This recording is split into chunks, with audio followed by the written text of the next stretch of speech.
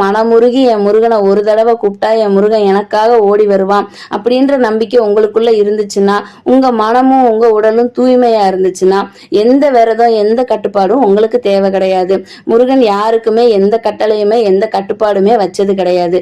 நம்ம பண்ண தப்பெல்லாத்தையும் நம்ம மனசுல இருந்து உணர்ந்து முருகன்கிட்ட மன்னிப்பு கேட்டா நம்மளை கண்டிப்பா ஏத்துக்கிருவாரு. அதுக்காக தப்பெல்லாம் மன்னிக்கப்பட்டுருமா அப்படின்னா, கர்மாவை நம்ம கழிச்சுதான் ஆகணும். கர்மா கிட்ட இருந்து யாராலையுமே தப்பிக்க முடியாது.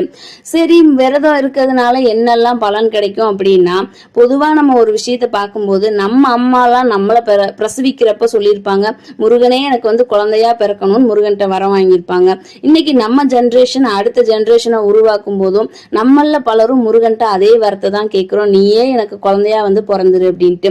நம்ம வீட்டுல இருக்கிற குட்டி பாப்பாவை குட்டி தம்பி எல்லாத்தையுமே எங்க வீட்டுல குட்டி முருகன் இருக்கான் அப்படின்னு தான் நம்ம சொல்லி கூப்பிடுறோம். அதனாலேயே முருகனை கும்பிடுறது குழந்தை பேருக்கு ஏற்ற விரதமாகவும் பார்க்க